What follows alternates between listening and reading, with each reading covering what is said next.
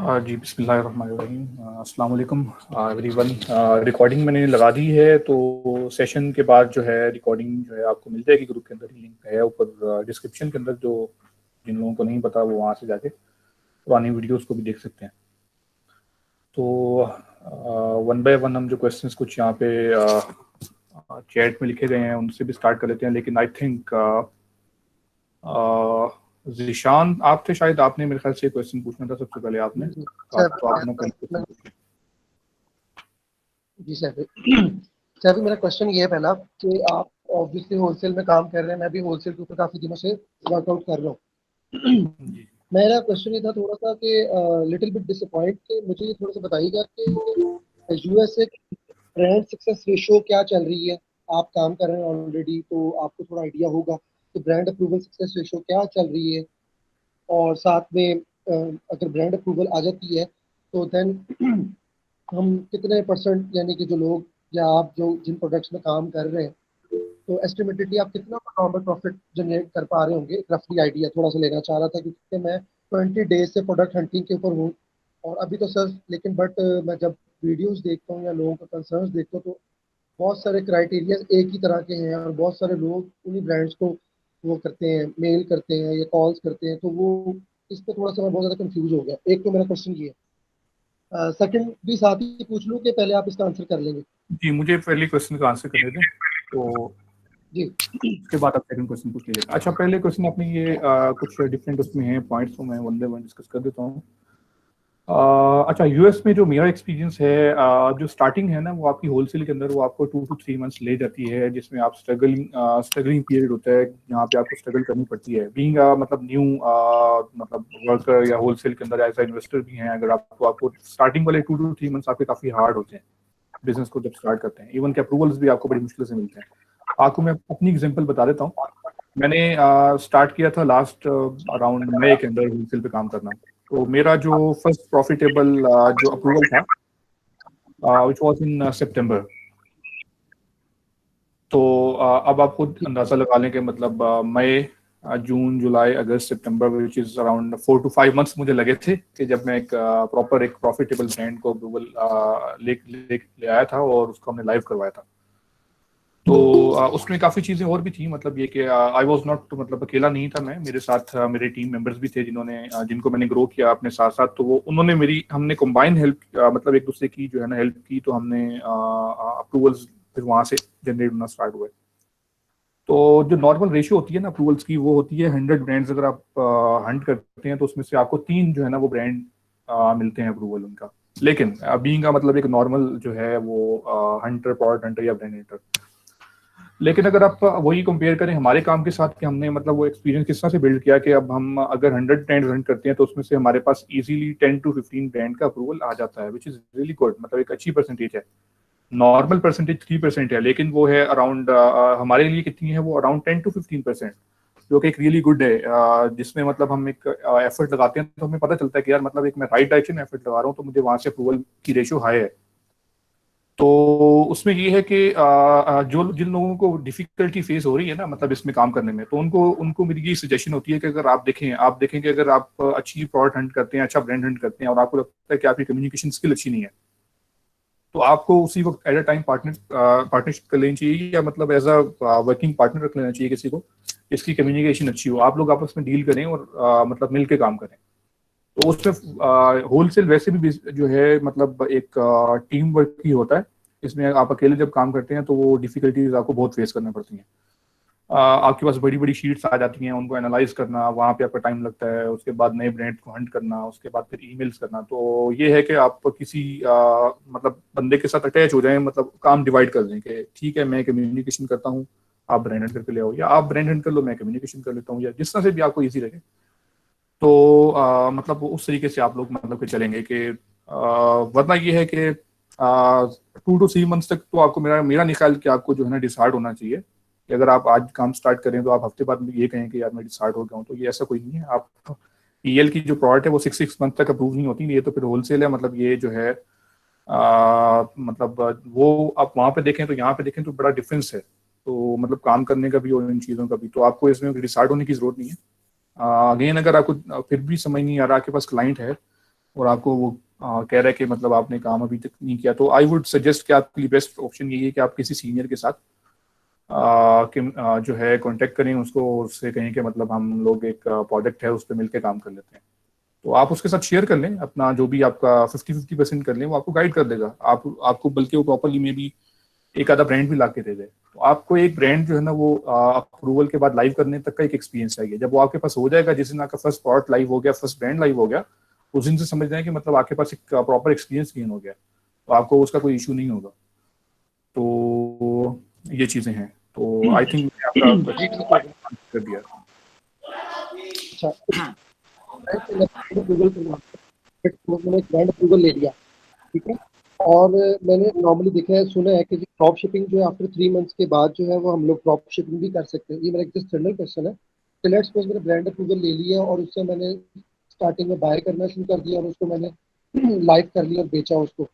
After some time मैं चाह रहा हूँ कि नहीं यार, अब मैं इसको थोड़ा ड्रॉप शिप भी कर लूँ, हो सकता है कुछ फाइनेंशियल इशूज भी मुझे को बेयर करने पड़ सकते हैं, कि मैं, तो क्या मैं वो कर सकता हूँ? एक क्वेश्चन ये। दूसरा क्वेश्चन ये था मेरा कि लेट्स सपोज मैंने सुना है या वीडियोस में मैंने देखा है कि हम न्यू एसएम के ऊपर भी वर्कआउट कर सकते हैं एफबी होलसेल में। अगर लेट्स सपोज एक ब्रांड की प्रोडक्ट जो है मैं उसके एसएम को फाइंड आउट करता हूँ, वो एक प्रोडक्ट आ रही है, उसका मल्टी पैक नहीं आ रहा, ठीक है, और मैं देखता हूँ कि इसकी सेल भी अच्छी है, और मैं कहता हूँ कि मैं अगर न्यू एसएम बनाऊँ, वर्कआउट करूँ, उसके ऊपर 3 इसकी मल्टी पैक बना के और उसको लाइव कर दूँ, क्या ये पॉसिबल है? And last question is that कि अगर मैं होलसेल के बिजनेस में काम कर रहा हूँ 4 months, 5 months, 6 month, after some time मैं कहता हूँ कि अच्छा यार मैं पीएल के ऊपर भी काम कर लूँ इसी अकाउंट के ऊपर, या मैं अपना अकाउंट स्विच कर लूँ, तो क्या ये पॉसिबिलिटी है? ये मेरे क्वेश्चन है, please guide me okay, that question. First question का आंसर, ड्रॉप शिपिंग आप कर सकते हैं कि नहीं कर सकते सेम अकाउंट के ऊपर या सेम ब्रांड के ऊपर, तो वो आप कर सकते हैं बिल्कुल। उसका ये है कि आपको अपना जो न्यू अकाउंट है टोटली न्यू अकाउंट उसके ऊपर नहीं करना होता, क्योंकि टोटली न्यू अकाउंट के ऊपर आपको इश्यूज आते हैं। तो आपका जब अकाउंट के ऊपर 6 मंथ्स या 1 ईयर 1 ईयर तक आपका होलसेल का बिजनेस हो जाता है उसके ऊपर, तो वो फिर अमेजोन की नज़रों में आप जो है ना वो एक अच्छे बच्चे बन जाते हैं। तो वो जो है आपको फिर जो है इतना वो नहीं पेनल्टी डालता बार बार। तो ये है कि वो आप यू कैन डू दैट। आप होलसेल वाले अकाउंट के ऊपर बिल्कुल ड्रॉप शिपिंग कर सकते हैं, उसमें कोई मसला नहीं है। लेकिन बिल्कुल ऐसे नहीं है कि आज से ही आप स्टार्ट करते हैं, उस पर ऑब्वियसली आपको पहले होलसेल का बिजनेस करना पड़ेगा, होलसेल का काम करना पड़ेगा। और सेकंड क्वेश्चन आपका, सॉरी मैं दोबारा रिपीट कर दीजिएगा सेकंड क्वेश्चन। सेकंड क्वेश्चन मेरा ये था कि मैंने एक प्रोडक्ट फाइंड आउट की जो कि एक एसएम के ऊपर उसका रैंक बहुत अच्छा है, ओके मैं ओके चाह रहा हूँ ओके, कि उसका मल्टी पैक की आपने जी पूछा, ठीक है ठीक है। जी तो बेसिकली आप मल्टी पैक लिस्टिंग क्रिएट तो कर सकते हैं, लेकिन आपको फर्स्ट ऑफ ऑल ब्रांड से अप्रूवल लेना पड़ता है कि अगर आप कोई नया एसिन या नई लिस्टिंग जो है ना वहाँ पे करते हैं किसी भी चीज़ की, ठीक हो गया। और मतलब ये है कि नई लिस्टिंग जो है ना वो आपको जनरेट क्रिएट करने में एक इशू ये है कि वो आई वुड सजेस्ट कि आप ना करें। उसमें ये है कि आपको प्रॉपर्ली वही रैंकिंग वाला सिस्टम करना पड़ेगा, वहाँ पे 0 रिव्यूज होंगे, ये कि थोड़ी सी एफर्ट लगानी पड़ेगी। हाँ, ये हो सकता है कि आप उस पर एफबीएम करके ट्राई कर लें, ये एक बड़ा बेस्ट ऑप्शन है। आप एफबीएम ना करें उसे, आप एक, अगर ब्रांड ने आपको अलाउ कर दिया कि ठीक है आप लिस्टिंग क्रिएट कर लें, तो आप उस पर एफबीएम करें, ना कि एफबीए। उसकी वजह ये है कि आप एफबीएम करेंगे तो आपके पास अगर वो खुद ही वहाँ से थोड़ी बहुत पीपीसी वगैरह रन करें और वहाँ से सेल जनरेट करें, जब उसके ऊपर मतलब सेल आना स्टार्ट हो जाए कुछ ना कुछ, तो फिर आप उसको एफबीए कर दें। तो स्टार्टिंग से obviously you can do that, आपके पास स्पेस होगा। लेकिन ये है कि जब आप उसको लिस्ट करके बैठेंगे तो आपके साथ दूसरे लोग भी आके उसको चिपक जाएंगे। तो मतलब कुछ हद तक तो आपको फायदा होगा कुछ ना कुछ, लेकिन ये कि लॉन्ग टर्म इतना बेनिफिशियल नहीं है कि आप उसको एक लॉन्ग टर्म ठीक हो सोच के गया। चलेंगे। लास्ट ये था कि प्राइवेट लेबल वाला क्वेश्चन था मेरा, वो जरा प्लीज गाइड कर दीजिएगा। अच्छा, एक होलसेल के वाले मतलब अकाउंट के ऊपर प्राइवेट लेबल यार नहीं करना चाहिए। उसकी वजह ये है कि यार प्राइवेट लेबल का जो है ना बहुत अच्छी खासी इन्वेस्टमेंट होती है। अगर आप यूएसए में कर रहे हैं तो 40-45 हज़ार $50,000 लगा के बैठे हुए हैं। तो उसके लिए एक सेपरेट अकाउंट ही बना लें। ये नहीं है कि मतलब आप जो है वो सेम अकाउंट के ऊपर ही स्टार्ट कर दें, विच इज़ नॉट गुड। मतलब वो अच्छा नहीं है कि आप एक सेम अकाउंट के ऊपर ही जो है ना वो एक मतलब काम करना स्टार्ट करें।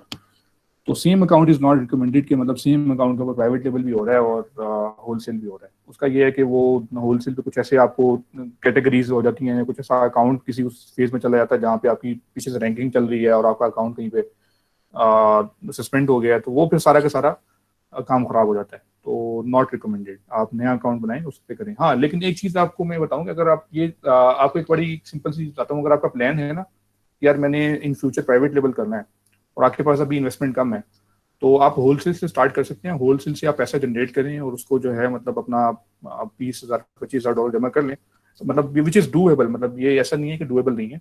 आप 1 साल 1.5 साल 2 साल के अंदर अच्छा परफॉर्म करते हैं तो यू कैन डू दैट। तो आप मतलब वो जमा करके आप प्राइवेट लेवल कर सकते हैं उसी के साथ। तो वो एक सेपरेट अकाउंट बन जाएगा। आप तो अकाउंट का मसला ही नहीं है, पाकिस्तान से अकाउंट बना के आप कर सकते हैं। तो ये तो पहले के मसले थे अकाउंट एक यूज करने, अब तो आप लाइन लगा दें अकाउंट की, तो अब तो मसला ही नहीं है। Okay, thank you so much, thank you sir. Okay, no problem. साहब भाई। जी जी, वालेकुम सलाम जी। साहब भाई मेरा एक क्वेश्चन था, जैसे आप बता रहे थे कि 100 ब्रांड्स हम हंट करते हैं तो 5 या 6 ब्रांड हमें अप्रूवल देते हैं, तो क्या हम अगर उस ब्रांड के सप्लायर से, जब जो लिस्टिंग पे शो हो रहा होता है ब्रांड, उसके सप्लायर को गूगल पे अगर सर्च करें उसी कंट्री में, क्या ये बेनिफिशियल रहेगा? देखो, आप मतलब ब्रांड के साथ डायरेक्ट काम करने की बजाय आप सप्लायर के साथ काम करना चाह रहे हैं उसके, या डिस्ट्रीब्यूटर के साथ, इस तरह से? जी जी, हाँ जी हाँ जी, डिस्ट्रीब्यूटर, क्योंकि ब्रांड ने तो अप्रूवल बहुत मुश्किल देते हैं ना, कम देते हैं। अगर हम उसी ब्रांड के सप्लायर के साथ हम डायरेक्ट उसे गूगल पे सर्च करें उसी कंट्री में। बिल्कुल डुएबल है। सिर्फ एक मसला होता है कि वो जो सप्लायर डिस्ट्रीब्यूटर से आपको प्रोडक्ट मिलती है ना, वो ज़्यादा प्रॉफिटेबल नहीं होती। ऑब्वियसली अच्छा। ब्रांड जब डायरेक्ट आपको देगा तो वो अच्छा खासा प्रॉफिट निकलता है। तो अगर आपको प्रॉफिटेबल मिल रही है तो फिर आप, लेकिन उसमें वही चीज़ है कि आपकी एफर्ट ज़्यादा है। तो ये है कि डिस्ट्रीब्यूटर आपको अच्छा मिल जाए तो उसमें से आपको हंड्रेड्स ऑफ प्रोडक्ट्स मिल जाती हैं, अच्छा अगर डिस्ट्रीब्यूटर मिल जाए। वरना ये है कि ब्रांड जो है ना वो रिकमेंडेड है, उसमें ये है कि ब्रांड जो है ना आपको ज़्यादा तंग नहीं करते, उनके पास 4-5 आइटम्स हैं, वो आपको अच्छी प्राइस देते हैं और आप इजीली जो है ना वो लगा के सेल कर सकते हैं। बाकी ये है कि डिस्ट्रीब्यूटर्स के साथ मतलब इतना ज़्यादा रिकमेंडेड नहीं है, वो आपको बड़ी बड़ी शीट्स भेजेंगे और इतना मतलब उसमें हैसल ज़्यादा है। आप अगर 10 डिस्ट्रीब्यूटर का अप्रूवल लेके आते हैं तो उसमें से बड़ी मुश्किल से जो है ना आपको एक ऐसा डिस्ट्रीब्यूटर मिलेगा जिसके साथ कुछ आइटम प्रॉफिटेबल हो। ये मतलब मेरा एक्सपीरियंस है जो मैं आपसे शेयर कर रहा हूँ। वरना नॉर्मली होता ही है कि वो सारे के सारे मतलब प्रोडक्ट्स जो अगर मिलते भी हैं तो आउट ऑफ स्टॉक होते हैं, तो या वो प्रॉफिटेबल ही नहीं होते। तो ये बड़ा कॉमन इशू है। जो लोग भी कर रहे हैं उनको भी इस चीज़ का अंदाजा होगा कि यार मतलब आइटम निकल आता है प्रॉफिटेबल, बाद में जब देखो तो पता करो तो वो आउट ऑफ स्टॉक है जी। तो आप उसी हैसल के अंदर ही फिरते रहते हैं, क्या करें। वो ब्रांड के तो साथ जब हम काम करते हैं ना, तो आप ब्रांड जो है वो आप बड़ा टारगेट ना करें, छोटे ब्रांड्स को टारगेट कर लें। मैंने आपको उसका भी तरीका बताया, छोटे ब्रांड्स को टारगेट कर लें, ना कि आप बड़े बड़े ब्रांड के साथ जाएं जहाँ के 100 प्रोडक्ट हो जाएंगे। आप 3-4-5 प्रोडक्ट्स वाले ब्रांड को टारगेट कर लें, मतलब डूएबल, उसमें कोई इशू नहीं है। साहब एक और क्वेश्चन था कि एक न्यूबी तो अगर, ये था। इसके अलावा कोई क्वेश्चन है तो आप बताएं।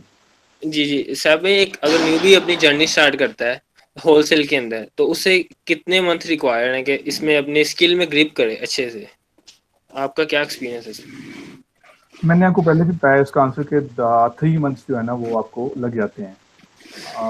मतलब कि इवन कि हम एक्सपीरियंस होने के बावजूद भी जब हम काम करते हैं तो 3 जी मंथ्स जी तक हमें लग जाते हैं, 3 to 4 मंथ्स के, जब हम पहला प्रॉफिट कुछ जनरेट कर सकें। और आपके केस में क्या होगा कि आप बिल्कुल न्यूबी हैं, तो आपको 3 मंथ्स तक जो है ना वो शायद आपका पहला अप्रूवल आए प्रॉफिटेबल। जी जी जी जी। तो 3 मंथ्स तक तो आपको जो है ना वो एफर्ट करनी पड़ेगी। तो सैफ भाई मैं इस्लामाबाद इनक्यूबेटर ज्वाइन करना चाह रहा हूँ, तो आप मुझे क्या रिकमेंड करेंगे, मैं कितने मंथ के लिए वो इनक्यूबेटर ज्वाइन करूँ? क्योंकि मैंने होलसेल के बारे में थोड़ा मुझे नॉलेज है, मैं डिस्ट्रीब्यूटर फाइंड करता रहता हूँ, तो थोड़ा मुझे नॉलेज है। लेकिन आप क्या मुझे रिकमेंड करेंगे कितने माह के लिए करूँ मैं इस्लामाबाद इनक्यूबेटर? ये सजेशन तो यार आपको खुद, आई थिंक आपको पहले एक दफ़ा विजिट करना चाहिए इनक्यूबेटर को। आपको वहाँ पे जाके इन्वायरमेंट देखना चाहिए कि किस तरह का इन्वायरमेंट है, और उसके बाद फिर आपको रिस्क में देना चाहिए। और मिनिमम जो है ना वो 3 मंथ्स जो है ना वो आपका की सब्सक्रिप्शन होनी चाहिए। तो ये है कि आपकी वहाँ पे नेटवर्किंग हो जाएगी सबसे अच्छा। वहाँ पे मे बी आप इतना काम ना कर सको जहाँ वहाँ बैठ के, लेकिन ये है कि आपकी नेटवर्किंग इस तरह की हो जाएगी कि आपको वहाँ पे जो आपकी टीम की जो मैंने बात की है, आपको वहाँ पे कुछ लोग ऐसे मिल जाएंगे जो आपकी तरह के ही होंगे और आपके साथ मतलब काम करने के लिए एग्री होंगे कि हाँ ठीक है चलो मिलके काम कर लेते हैं। तो वो जी चीज़ आपको बहुत बेनिफिट देगी। तो अगर आप जी। करें तो फिर 3 मंथ्स का कीजिएगा मिनिमम। तो सैफ भाई, तो मुझे तो एक इन्वेस्टर मिले, उन्होंने मुझे 1 मंथ की तो स्पॉन्सरशिप की है, तो आवाज़ इसलिए मेरी आ मैंने, रही है या नहीं आ रही है? जी अच्छा, आ रही, आवाज आ आपकी रही साइड से कुछ इशू है। है। सैफ भाई मुझे 1 मंथ के लिए स्पॉन्सर हुआ है इस्लामाबाद हाँ, इनक्यूबेटर काइंडली का। मुझे कंफर्म कर दें, मैसेज में टाइप कर दें अगर मेरी आवाज़ आ रही है या। जी जी आवाज आ रही है सैफ भाई। साहब भाई मैंने आपसे पूछना था, मुझे 1 मंथ के लिए ना इस्लामाबाद इनक्यूबेटर का स्पॉन्सर हुआ है, तो आप मुझे क्या रिकमेंड करेंगे कि 1 मंथ में मेरी क्या स्ट्रेटजी होनी चाहिए इनक्यूबेटर में, क्या किस चीज पे मैं ज्यादा फोकस करूँ?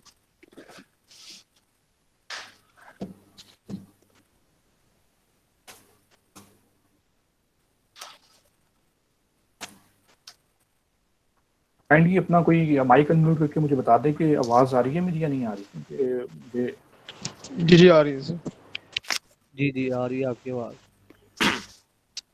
ओके आई थिंक वो उनका माइक आ रही है इशू है, आवाज। क्योंकि उनकी आवाज़ नहीं आ रही है। ओके सैफ भाई आपको आवाज आ रही मेरी? जी अभी आई है आपकी आवाज़, आपकी अच्छा आवाज़ कट गई थी, पता नहीं क्या हुआ है। अच्छा सैफ भाई, मेरा आपसे एक क्वेश्चन था, बेसिक क्वेश्चन ही है।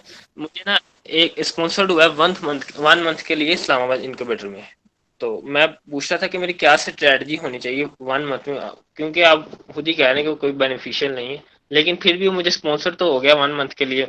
मैंने आज नहीं, आई एम नॉट सेइंग कि मतलब बेनिफिशियल नहीं है, मतलब मैं इस सेंस में कह रहा हूँ कि आपकी वहाँ पे नेटवर्किंग बड़ी अच्छी हो जाएगी, और ये है कि आपको वहाँ पे मतलब आपकी तरह के लोग मिल जाएंगे, वो विच इज़ रियली बेनिफिशियल। ऐसा नहीं है कि बेनिफिशियल नहीं है, लेकिन हाँ वहाँ पे ये ज़रूर है कि मतलब आपको मतलब काम करने में थोड़ी बहुत डिस्ट्रैक्शन है, मतलब आपको मैं बड़ा एक ऑनेस्ट सा वो बता रहा हूँ। लेकिन नेटवर्किंग के लिए आपको लाजमी जाना चाहिए, आपको 3 मंथ्स तो लाजमी स्पेंड करने चाहिए वहाँ पे, तो यू शुड ज्वाइन दैट, मतलब वहाँ पे आपको ज्वाइन तो लाजमी करना चाहिए। अगर साहब भाई मेरी 1 मंथ की हुई है स्पॉन्सरशिप, तो उसमें मैं क्या करूँ, नेटवर्किंग उसमें मैं क्या करूँ, मेरी क्या स्ट्रेटजी होनी चाहिए? आप कर लीजिए आपको मुझे। वहाँ पे आपको सबसे पहले 1 मंथ के लिए ही चले जाएं, कोई मसला नहीं, आप वहाँ पे जाके हेलो। सीनियर के साथ जो है ना अटैच हो जाएं, ठीक है। सीनियर्स को जो है ना आप जाके ढूंढें, उनके साथ अटैच हों, उनसे जाके दोस्ती वोस्ती करें, उनसे जो है ना क्वेश्चंस करें अपने, और उनके साथ जो है ना वो अपनी मतलब एक अंडरस्टैंडिंग बनाएं, तो वो आपको बड़ा मतलब फ़ायदा मिलेगा उसका इन द लॉन्ग रन। तो ठीक है, आई थिंक मैंने आपके क्वेश्चन का आंसर कर दिया। जी सैफ भाई, मैं क्वेश्चन कर सकता हूँ आपसे? ओके नेक्स्ट, एक सेकंड मैं नेम ले लूँ, क्योंकि कुछ लोगों ने मुझे यहाँ पे। जी सर, सवाल क्वेश्चन था सर एक। ओके जी, आगे क्वेश्चन है रेहान भाई का कि क्या हम ब्रांड्स को जो शिपिंग एड्रेस देते हैं वो हम बाद में चेंज कर सकते हैं या नहीं। तो भैया आप जब शिपिंग कम्प्लीटली बना लेते हैं तो ऑब्वियसली आप जो है वो शिपिंग एड्रेस चेंज कर सकते हैं, लेकिन ये है कि आपके जो लेबल्स हैं ना वो अगर आपने सप्लायर को दे दिए हैं तो उसमें फिर ये है कि आपको असल में शिपिंग एड्रेस जब आप सेलेक्ट करते हैं ना, तो एक आपको उसी के अकॉर्डिंग जो है ना वो आपको एक एफबीए का सेंटर जो है ना एलोकेट किया जाता है। अगर आप बाद में जो है वो चेंज कर देंगे उसको, तो उसमें नुकसान ये होगा कि आपको जो है वो डिफरेंट जो है ना वो दूर का कोई एफबीए सेंटर एलोकेट हो जाएगा, तो वो आपको मतलब बेनिफिशियल नहीं है, उसका फायदा नहीं है। आपने मतलब शिप करना था कैलिफोर्निया के अंदर अंदर, आपको शिपिंग कॉस्ट पड़नी थी कम, अब आपने एड्रेस सेलेक्ट कर दिया जो है लेट्स सपोज कैलिफोर्निया का, और आपको सप्लायर कहीं शिप कर रहा है किसी दूसरे एड्रेस से, तो वो सारा का सारा मिक्सअप हो जाएगा आपका जो है। जहाँ पे आपको 3 दिन के अंदर डिलीवरी होना था आइटम जो आपका स्टॉक था, अब वो जो है मे बी 3 वीक्स ले जाए। तो जो एग्जैक्ट एड्रेस है ना वही जो है ना वो यूज करना होता है, ऐसा नहीं है कि आप मतलब बाद में एड्रेस चेंज कर दें, वो आपको टाइम भी लेगा और शिपिंग कॉस्ट भी आई होगी आपकी। ठीक है, आई थिंक आपका यही क्वेश्चन था, यहाँ पे मुझे शो हो रहा है। और जी साहब, मैं एक सवाल था मेरा दूसरा। Time for earning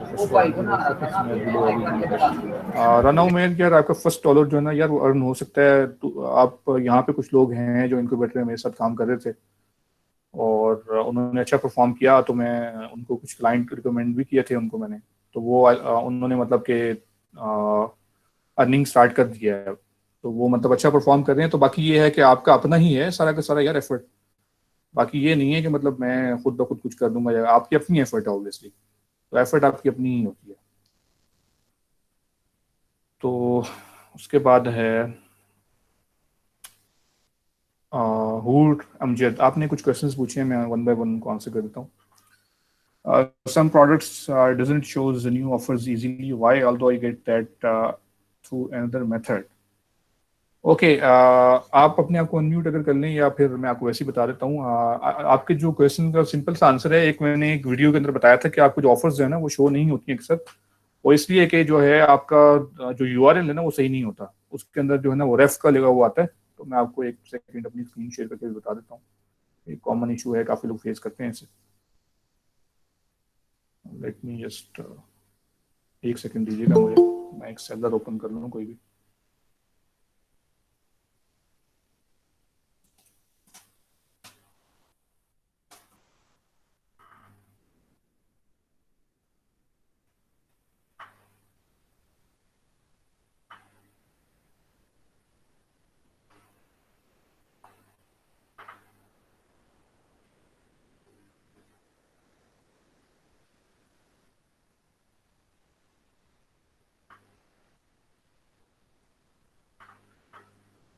okay, just give me few seconds, मैं जो है एक सेलर ओपन कर लूँ। ये बड़ा एक कॉमन सा इशू है, ये काफ़ी लोगों को शायद फेस हुआ होगा, तो उसका मैं सोल्यूशन बता ही दूँ।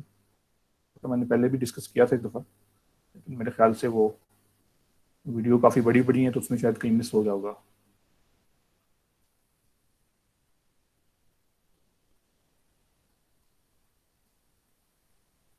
अस्सलामुअलैकुम सर, वो मुझे इसका सॉल्यूशन पता है, मैं बस इसका रीज़न पूछना चाह रही थी।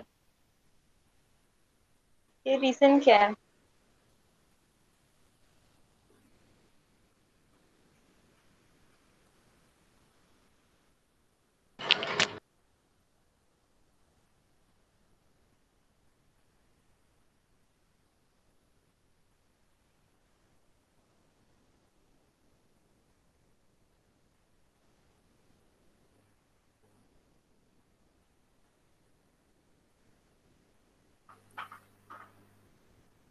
ओके, मैं आपके फर्स्ट क्वेश्चन का आंसर कर देता हूँ, बाद में मैं पहले सेकंड क्वेश्चन की तरफ आ जाता हूँ।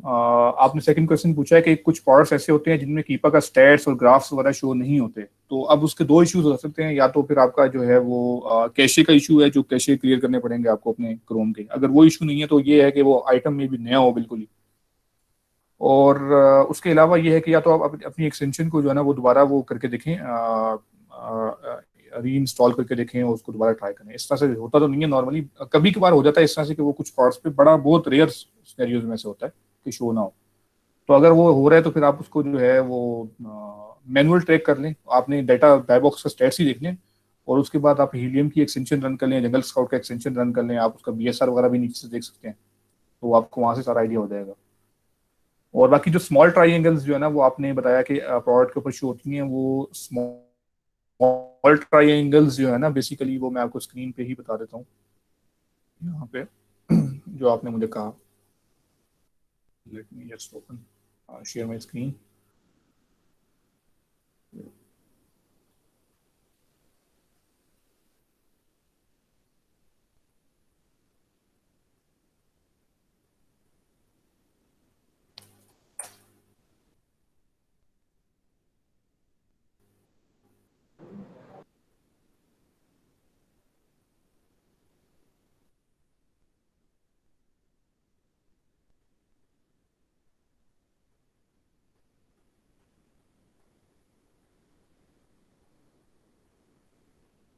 ओके, मुझे कंफर्म कीजिएगा अगर मेरी स्क्रीन शो हो रही है तो मुझे एक बता दें।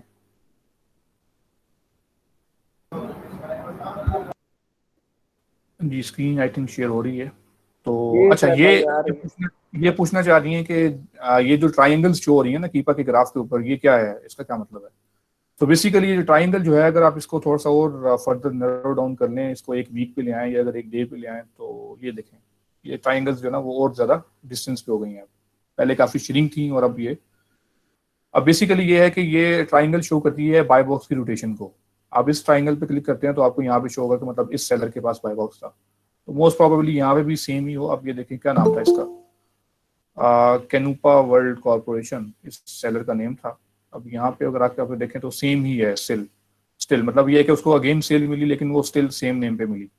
तो इसका मतलब ये हुआ कि अब ये सेलर जो है ना वो अगर यहाँ पे नेम चेंज होगा तो आपको यहाँ से ये पता चल जाएगा कि मतलब इस प्लॉट के ऊपर कितनी परसेंटेज के साथ जो है सेलर का नेम चेंज हो रहा है। तो या वो नई सेल जब आ रही है तो वो कीपा के ग्राफ के ऊपर किस तरह से शो कर रही है। अगर मैं इसको 3 मंथ्स तक या 1 मंथ तक ले जाऊँ तो अब यहाँ पे काफ़ी ज़्यादा वो आ रहे हैं। ये देखें यहाँ पे मतलब सेलर जो है ना वो चेंज हो रहा है इस ट्राइंगल के ऊपर। बेसिकली ये बताती है कि मतलब जब सेल आ रही है तो वो मतलब एक सेल जब आई थी तो नेक्स्ट सेल जब आई है तो उसके ऊपर क्या मतलब बाय बॉक्स जब चेंज हुआ है तो सेलर भी चेंज हो जाता है। तो अब जब आप इसको क्लोजली व्यू करते हैं तो आपको आइडिया हो जाता है इस पार्ट के ऊपर कि जब वो मतलब एक सेम डे है, यानी कि मई 11 है, अगर हम मई 11 दिख रहे हैं तो मई 11 के ऊपर एक ही सेलर बैठा हुआ है। इवन के बाय बॉक्स बाकी सेलर्स में रोटेट हुआ, लेकिन कीपा जो है ना वो सेम ही शो कर रहा है। मतलब उससे आपको ये आइडिया हो जाता है कि मतलब अगर आप इसको जगह जगह से देखें तो इससे एक रफ आइडिया हो जाता है कि हाँ मतलब इस प्रोडक्ट के ऊपर एक मंथ के अंदर मतलब वाकई ही बाय बॉक्स जो है ना वो चेंज हुआ है, विच इज मतलब इतना इफेक्टिव नहीं है ये तरीका। तो इफेक्टिव तरीका यही है कि बाय बॉक्स की रोटेशन को चेक करने का, कि आप यहाँ बाय बॉक्स स्टैट्स के अंदर जाकर चेक करें उससे। ये बेसिकली बाय बॉक्स की जो रोटेशन को शो करने के लिए होता है, तो यहाँ से आपको बेहतर आइडिया हो जाएगा। तो वो इतना रिकमेंडेड वे नहीं है। तो बहरहाल ये बाय बॉक्स की रोटेशन को शो करता है। और फिर उसके बाद लास्ट क्वेश्चन था इनका कि can we go for map following brands as a new seller, कि हम ऐसे ऑर्डर्स पे या ऐसे ब्रांड्स पे जा सकते हैं जो मैप की इंप्लीमेंटेशन करवाते हैं from the very first day being a new seller, हम जा सकते हैं उनके ऊपर या नहीं? तो आप मैं आपको एक अपना एक्सपीरियंस बता देता हूँ। मैप के ऊपर बीइंग अ न्यू सेलर अगर आप 0 रिव्यूज से 0 रेटिंग्स के साथ जाते हैं ना, तो उसके ऊपर आपको बाय बॉक्स मिलने के चांसेस बहुत ही कम होते हैं, क्योंकि आप मैप वायलेट नहीं कर सकते, सारों ने सेम प्राइस लगाई होती है। तो आई वुड सजेस्ट कि आप ट्राई करें कि ऐसे आइटम्स पे या ऐसे ब्रांड्स पे ना जाएं जब आपकी 0 रेटिंग हो। तो जब आपके 2-3 रेटिंग्स बिल्ड हो जाए तब आप जरूर उन आइटम्स पे चले जाएं। उन आइटम का ये फायदा होता है कि प्रॉफिट जो है ना पक्का होता है, कंफर्म। प्रॉफिट तो जो है ना भाई, अब $2 का है तो वो आएगा ही आएगा, भले वो $3 हो सकता है, लेकिन $2 से 1 सेंट भी कम नहीं होगा, क्योंकि अगर वायलेशन करेंगे तो वो आइटम जो ब्रांड है उनको किक आउट कर देगा फौरी। तो being a new seller with 0 rating जो है नॉट रिकमेंडेड, लेकिन being a new seller with 3 to 4, 5 ratings you can go. तब आपका बाय बॉक्स थोड़ा सा स्ट्रॉन्ग हो जाता है, तो आप जा सकते हैं, तब आपको फिर बाय बॉक्स मिल जाता है। अच्छा, फर्स्ट क्वेश्चन का मैं आंसर कर दूं। ये कहते हैं कि जनाब यहाँ पे अगर मैं सेलर्स को खोल लेता हूँ, मैं लेट्स सपोज इस सेलर पे चला जाता हूँ। जैसे इन्होंने ये हैंटिंग करी है ना, उसकी बात करी है कि मतलब हमें वो शो नहीं होता। मैं आपको बता देता हूँ कि इनका Memon group LLC, I think वो ये कहना चाह रही है कि मतलब जैसे मैंने ये आइटम ये एक हंट किया, तो अब मैं इसके सेलर्स को अगर देखना चाहूँ तो यहाँ से वो क्लिक करेंगे तो यहाँ पे ये सेलर्स भी शो नहीं होंगे। Let's just click. नहीं सर, मैं कह रही थी कि लिस्टिंग जब ओपन होती है ना तो उसके बाद आपको न्यू ऑफर्स में शो होता है कि इतने सेलर्स अटैच हैं। मैं इसकी रीजन पूछ रही हूँ कि वो शो क्यों नहीं होता, बाकी मुझे वो खुद से ओपन करने आते हैं सेलर्स। नहीं, ये मतलब इस तरह से नहीं शो हो रहा ना, जैसे यहाँ पे शो नहीं हो रहा, इस तरह हाँ से जी, कह रही है ना आप। यहाँ पर शो नहीं हो रहा। तो उसका सिंपल तरीका है कि आपने URL में आना है, मैंने पहले भी बताया था। जो REF है ना URL के अंदर, यहाँ से कॉपी करके मतलब सेलेक्ट करके इसको यहाँ से रिमूव कर देना है। तो आपका जो है ना URL के अंदर ये DP/ASIN होता है, ये ASIN के बाद स्लैश URL यहाँ तक होना चाहिए। इसको अगेन सर्च करवा दें, ठीक है। तो अब आपके पास ये अगर इस पे सेलर्स होंगे तो वो साइट पे ये आना शुरू हो गया, न्यू 10 फॉर्म, ठीक है। तो वो इसलिए शो नहीं हो रहा था कि जब मैं किसी सेलर की प्रोफाइल के ऊपर से आता हूँ ना, तो अमेज़न कहता है कि यार ये तो बंदा बड़ी नैरो डाउन जो है ना करके आ रहा है, कहाँ से सर्च। तो अब मैं इसी को बाय बॉक्स दूं कि बजाय इसके कि मैं सारे के सारे मेन सेलर को बाय बॉक्स दूं। तो इस तरह से आपके पास ये शो हो जाएगा। जिसके पास नहीं शो होता वो यहाँ से अगेन REF होता है यहाँ पे लिखा हुआ, वहां से सेलेक्ट करके आगे से हटा दें और ये ASIN तक रहने दें, तो वो आपको शो हो जाएगा, ठीक है। जी, thank you. Okay, no problem. जी सर, मेरा एक क्वेश्चन था इसमें। जी जी जी, पूछिए। अच्छा सर, एक्चुअली मेरे पास अभी रिसेंटली एक यूके का अकाउंट आया है। उसमें हुआ यह है कि पहले वो किसी और VA के पास था, तो पिछले VA के पास था, उसने जो थे वो लिस्टिंग जो उसने लगाई हुई थी वो काफ़ी लोअर प्राइस पे थी, यानी कि जो हमारी रिकमेंडेड प्राइस है, जैसे कि यूके मार्केट में हमें 10 पाउंड से नीचे काम नहीं करना चाहिए। तो उसने जल्दबाजी में या पैसों के लालच में, मेरे ख्याल से I don't know but I can say that, but उसने 7 पाउंड या 5 पाउंड के दरमियान की उसने प्रोडक्ट लिस्ट कर दी, ठीक है। प्रोडक्ट लिस्ट करने के बाद ये हुआ कि उसने उसकी टेस्टिंग भी नहीं की, उसने 100 पीस उसके ऑर्डर कर दिए। तो अब ये हुआ जब वो हमारे पास जब वो आया है अकाउंट, तो एक तो उसके डिसबर्समेंट का भी इशू चल रहा था, और दूसरा ये हुआ कि जो हमारा क्लाइंट जो हमारे अकाउंट है उसके अंदर लिस्टिंग वो बिल्कुल ही जिसे कहते हैं डैमेज हो गई है, डेड हो गई है, यानी कि उसके ऊपर कोई रिस्पॉन्स नहीं आ रहा। तो जो क्लाइंट की तरफ से हमें फिर ऑर्डर आया कि इसको आप या तो डिस्पोज ऑफ कर दें या इसको ब्रेक इवन से भी नीचे सेल आउट कर दें। तो सर हुआ ये कि अब हमने ये था कि 2 लिस्टिंग को तो मैंने ब्रेक इवन से भी नीचे उसकी प्राइस को मैं ले गया कि ताकि हमें लॉस ना हो, जितनी की हमें सोर्सिंग हुई है उससे 1-2 पॉइंट नीचे रख के मैंने इसको लिस्ट कर दिया। वो कुछ हमारी लिस्टिंग जो थी वो निकलना शुरू हो गई, बट उसकी जो 2 लिस्टिंग है वो अभी भी बिल्कुल डेड है, वो ना कुछ उसमें सेलिंग का रिस्पॉन्स आ रहा है, और मैंने जब सेल्स इक्विटी निकाली है तो वो पर मंथ के लिहाज से 3 या 4 की आ रही है। तो अब मुझे आपसे सजेशन ये चाहिए थी कि मैं इस लिस्टिंग को डिस्पोज ऑफ करवा दूँ, और ईबे के ऊपर मैंने चेक किया तो उस लिस्टिंग की जो रेटिंग है वो तकरीबन 10 आ रही है, तो यानी कि वो ईबे के ऊपर भी सेल करना मेरे हिसाब से वो एक वाइबल ऑप्शन नहीं है। तो what would you suggest on this कि हमें इसको क्या करना चाहिए? ओके, अब ये ऑब्वियसली वीए का ब्लंडर है जो मैं सबसे पहले कहता होता हूँ कि जब भी आपने कहीं पे इन्वेस्टमेंट करनी है तो आप बड़ा क्लियरली एक टेस्टिंग ऑर्डर करें। ये बहुत कॉमन इशू है, मतलब ऐसा होता है, काफ़ी लोग में से ये क्वेश्चन करते हैं। तो इसका अब यही ऑप्शन है यार कि आप जो है सबसे पहले तो उसी ब्रांड या डिस्ट्रीब्यूटर से कॉन्टेक्ट करें, उसे कहें कि मतलब हमें कुछ जो है ना आइटम्स के अंदर कुछ इशू फेस हुआ है या इसमें कुछ भी मसले हैं, तो हमें जो है ना कुछ पार्शियल रिफंड किया जाए, कुछ तरीके से हमें हमसे वापस लिया जाए आइटम। तो आप उनको कन्विंस करने की ट्राई करो। तो जी, अगर मैंने वो उस पे भी ट्राई किया है। एक्चुअली मसला हमारी तरफ से जो वीए था उसी की तरफ से ब्लडर था कि उस लिस्टिंग के ऊपर ऑलरेडी 15 से अबव सेलर्स लाइव थे, ठीक है। तो मैं ये पूछना चाह रहा था कि वो हमारी जो लिस्टिंग है उसकी प्राइस भी इतनी लो है, उसके ऊपर जो वैसे प्रॉफिट जो उस वक्त लिस्ट हुआ हुआ था वो 0.37 पाउंड था, तो वो ऑलरेडी पहले ही ब्रेक इवन के पास पास ही चल रही थी। तो अब मुझे ये बताया, वो सेलर से भी हमने बात करने की कोशिश की, तो सेलर उनकी तरफ से, सेलर कह रहा हूँ अपना डिस्ट्रीब्यूशन से हमने बात करने की कोशिश की है, तो वो हमें रिस्पॉन्स ही नहीं दे रहे, उनकी तरफ से रिप्लाई ही नहीं आ रहा। तो अब मुझे इसके ऊपर आपसे सजेशन ये चाहिए थी कि आप इसको डिस्पोज ऑफ करा दिया जाए, आइटम, क्योंकि हमें अगर आपको देखो बड़ा सिंपल सा तरीका है कि आपको ये आइटम जो है ना वो डिस्पोज ऑफ ही करना पड़ेगा। आपको एटसी पे देखें, वॉलमार्ट पे देखें या ईबे पे ट्राई करके देखें और वहां से उसको रिमूव कर दें। उसका ये है कि आपको एफबी फीस पड़ी है उसकी, अगर आपकी सेल ही नहीं आ रही तो 6 मंथ तक पड़ा रहेगा, तो आपके अकाउंट पे वैसे ही रिस्क है, अकाउंट हेल्थ जो है ना सारी की सारी खराब हो जाएगी। एग्जैक्टली। तो एक और आप जी एक और इस पे मेरा एक और इशू था कि मैंने आपको बताया था कि हमारा फरवरी 2021 पे उसी अकाउंट में डिसबर्समेंट का इशू आ गया था। हमें अमेजोन की तरफ से मैसेज आया था कि जी आपका जो अकाउंट है उसके हमारी तरफ से डॉक्यूमेंट और आपकी जो एड्रेस वगैरह वो वेरिफिकेशन उनकी नहीं हुई थी, काइंडली उसको दोबारा से रीवेरीफाई करवाएं। तो हुआ ये कि उस वीए ने उसको पता नहीं किस तरह से किया, आई डोंट नो आपकी अबाउट आवाज दैट। कट गई आई थिंक। अब आ रही है आवाज सही? Hello hello. आप या तो टाइप कर दें प्लीज, अगर आपको मेरी आवाज आ रही है तो आप अपना क्वेश्चन टाइप कर दें तो मैं उसको हेलो कर दूंगा। हेलो अस्सलाम वालेकुम। ओके, एक सेकंड रुकिएगा, यहाँ पे क्वेश्चन आया है। अस्सलाम वालेकुम।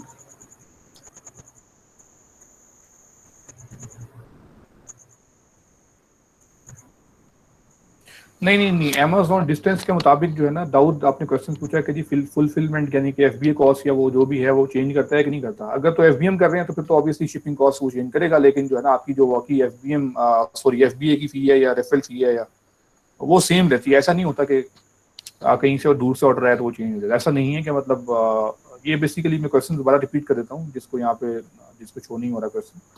वो ये कह रहे हैं कि अगर आपका जो इन्वेंट्री पड़ी है कैलिफोर्निया के अंदर, आपको जी मैसाचुसेट्स से ऑर्डर आ गया लेट्स सपोज, तो क्या फिर वो मतलब आपकी फुलफिलमेंट कॉस्ट हाई हो जाएगी? तो ऐसा नहीं है कि फुलफिलमेंट कॉस्ट तो सेम ही रहेगी ऑब्वियसली, क्योंकि आप एफबीए कर रहे हैं तो एफबीए की फीस जो है ना वही होगी। और उसके अलावा अमेज़न ऐसा नहीं करता कि एफबीए फीस इंक्रीज करते, वो आप उसकी सरदर्जी के जैसे भी शिफ्ट करें, fulfilment cost will remain same. और ब्रांड अप्रूवल आ गया है, प्रोडक्ट भी ठीक है, अकाउंट भी मेरे पास है। पहले क्लाइंट खुद ऑर्डर वगैरह करता था, अब मुझे खुद करना है, तो इसके बारे में बता दें। ब्रांड अप्रूवल आ गया, प्रोडक्ट भी ठीक है, अकाउंट भी मेरे पास है। पहले क्लाइंट खुद ऑर्डर करता था, मुझे खुद ऑर्डर करना है। अच्छा, खुद ऑर्डर करने तो आप यार सिंपल है, किस तरह से है मतलब आप ऑर्डर प्लेस करें जो जिस तरह से देखें कि मतलब पहले कितना ऑर्डर प्लेस किया गया था और लास्ट टाइम कितना ऑर्डर प्लेस किया गया था, उस पर सेल कितनी आई थी, प्रॉपर्ली एनालाइज करें उसे, और उसके बाद जो है उसे रीऑर्डर कर दें। बड़ा सिंपल सा तरीका है, रीऑर्डर करने के लिए उनको ईमेल करें और रीऑर्डर कर दें, इसमें क्या इशू। आप अगर कोई इशू है तो आप मुझे मतलब पूछ लें मेरे से, या तो एक सेशन में छोटा सा कर लेता हूँ, मैं आपको बता देता हूँ, कोई मसला तो नहीं है यार।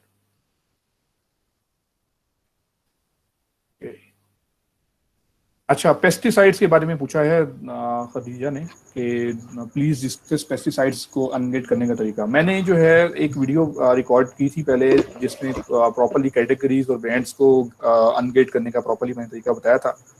आई थिंक उसमें पेस्टिसाइड्स जो है ना वो कवर नहीं हो सका। पेस्टिसाइड्स का जो है बड़ा सिंपल सा तरीका है कि आपको टेस्ट जो है ना वो क्लियर करना होता है। ये अगर आप यूएसए में सेल कर रहे हैं तो you should be the resident of the US. अगर आप पेस्टिसाइड में सेल करना चाह रहे हैं तो आप मुझे पहले सबसे पहले कंफर्म करें कि आप क्या यूएस रेजिडेंट हैं? जी जी, मेरा यूएसए का ही अकाउंट है।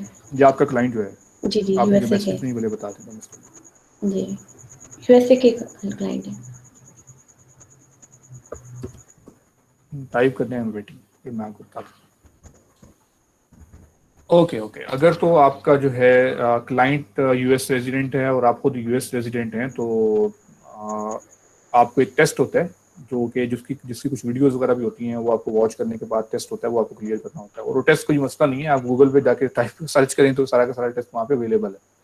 तो वो टेस्ट पास करना होता है आपको, और उसके बाद जो है ना वो आपको शिपमेंट्स के लिए ना हेजमत की कैटेगरी के अंदर अमेज़न आपको डाल देता है कि जी हेजमत आइटम्स हैं। देखो पेस्टिसाइड्स तो एक दफ़ा हो गया क्लियर। पेस्टिसाइड्स का मतलब है कि आपने एक आइटम लिस्ट कर दिया, अब आगे अमेज़न आप पे वो लगा देता है रिस्ट्रिक्शन के लिए आप हेजमत की कैटेगरी के अंदर है। तो अब हेजमत के लिए आपके पास कोई ऐसा अप्रूवल नहीं है। वो अब जब आप एक एप्लीकेशन होती है उस पर आपने जाके क्लिक कर देना होता है, तो अमेज़न खुद ही आपको रिक्वेस्ट करता है। जब आपकी सेल अच्छी हो जाती है ना, पर मंथ आपकी सेल आना स्टार्ट हो जाती है 20-25 हज़ार डॉलर्स की, तो अमेज़न आपको खुद ही इनवाइट देता है कि जी आ जाओ और अब हेजमत की कैटेगरी के अंदर भी सेल करना स्टार्ट कर लो। तो हाँ, लेकिन ये कि आप पेस्टिसाइड्स को अनडेट करवा सकते हैं और as a SBM seller from in the start सेल कर सकते हैं। तो आई वुड सजेस्ट कि आपको जरूर करना चाहिए। उसमें ये है कि अगर आप पेस्टिसाइड्स के आइटम को देखेंगे तो वहाँ पे बड़ा कम कंपटीशन होता है और वहाँ पे सेल भी बड़ी अच्छी होती है, यानी कि प्रॉफिट भी बड़ा अच्छा होता है। मैंने अक्सर अप्रूवल्स लिए थे पहले पेस्टिसाइड्स के अंदर, तो बड़ा अच्छा उन पर प्रॉफिट होता है। लेकिन ये है कि वो पेस्टिसाइड्स वाले जो है वो सिर्फ अगर यूएस में सेल करें तो यूएस का रेजिडेंट होना लाजमी है। जो जिस बंदे के नाम पे इंडिविजुअल अकाउंट था वो बंदा should be the resident of the US.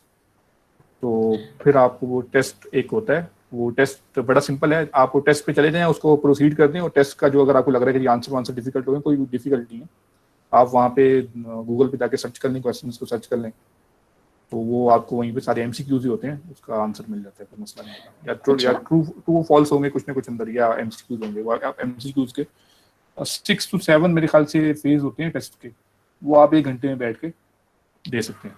अच्छा, आपको आवाज आ रही है मेरी? हेलो। ओके, आई मारूफ का क्वेश्चन था, kindly as a new account we can go for which niche कौन सी सिलेक्ट करनी चाहिए? यार आप निश जो है ना वो अनगेटेड में चले जाएं भले, वरना ये है कि आप गेटेड में भी जा सकते हैं। आप एक्सप्लोर कर लें, ग्रोसरी की कैटेगरी को एक्सप्लोर कर लें, और उसके बाद new as a new seller वहाँ पे ये एक अच्छी सेल्स मिल जाएंगी, अप्रूवल भी जल्दी मिलने के चांसेस होते हैं ग्रोसरी के अंदर। उसके बाद एक और कैटेगरी भी होती है हेल्थ एंड हाउस होल्ड को एक्सप्लोर कर लें, वहाँ पे अच्छा प्रॉफिट मिल जाता है। बाकी तो जो कॉमन कैटेगरीज हैं अनरेटेड वो तो ठीक है, 2 कैटेगरीज को आप फोकस करें, यहाँ पे आपको अप्रूवल्स मिल जाते हैं और उसके बाद प्रॉफिट भी अच्छा मिल जाता है। और आगे क्वेश्चन है हमजा का कि काइंडली ये बता दें कि दो इन्वेस्टर एक एलएलसी रजिस्टर कर सकते हैं, मींस दोनों की डिटेल पे एलएलसी ओपन हो सकती है। आप काइंडली अनम्यूट करें और अपना क्वेश्चन जो है थोड़ा क्लियर कर दें। क्वेश्चन जो है क्लियर नहीं है आपका, प्लीज आप अनम्यूट कर लें अगर आप मीटिंग में हैं अभी। तो आपको अगर आवाज आ रही है तो काइंडली अनम्यूट कर लें। अच्छा चलें, मैं फिर नेक्स्ट प्रोसीड कर लेता हूँ। मैं आप जहाँ तक मुझे समझ आ रही है मैं उसी हिसाब से आपको आंसर करता हूँ। 2 इन्वेस्टर जो है ना वो एक एलएलसी रजिस्टर कर सकते हैं, मतलब एक जो बंदा है वो 2 एलएलसी के अंदर पार्टनर हो सकता है, कोई मसला नहीं है। और दोनों की डिटेल्स पे एलएलसी ओपन हो सकती है, तो वही सेम चीज़ है। हाँ ये है कि एक ही फिजिकल एड्रेस के ऊपर 2 एलएलसीयाँ भी मतलब कि ओपन हो सकती हैं, लेकिन अमेज़न के अकाउंट में सेम एड्रेस नहीं होना चाहिए। एलएलसी आप कर सकते हैं, कोई मसला नहीं है, यू कैन डू दैट। ठीक है जी। Can we go for brand if all FBM sellers in listing no FBA seller? अगर सारे के सारे एफबीएम सेलर है ना, तो आप देखो, आप जाओ उसकी प्रीवियस हिस्ट्री को चेक करो, देखो कि वहाँ पे एफबीए सेलर बैठे हुए थे कि नहीं बैठे हुए थे। अगर तो बैठे हुए थे तो फिर यू कैन गो, कोई मसला नहीं है। अगर तो सारे एफबीएम सेलर बैठे हुए हैं तो उसमें काफी इश्यूज हो सकते हैं। नंबर 1 इशू ये है कि वो मैं आपको बता दूं कि वो कैटेगरी ऐसी है जो शायद अनगेट करवाना बहुत मुश्किल हो, जिसकी वजह से एफबीए नहीं आ रहे वहां पे, या वो मतलब जैसे हेजमत की कैटेगरी के अंदर हो मोस्ट प्रोबेबली, या ये है कि उसकी डायमेंशन बहुत ज्यादा हो, या उसका वेट जो है ना वो ज्यादा हो। तो ये इश्यूज आप देखेंगे तो आपको वहां से क्लियर होगा। तो ये बड़े कॉमन इश्यूज हैं जिसकी वजह से लोग एफबीएम कर रहे होते हैं और एफबीए नहीं कर रहे होते। Sorry,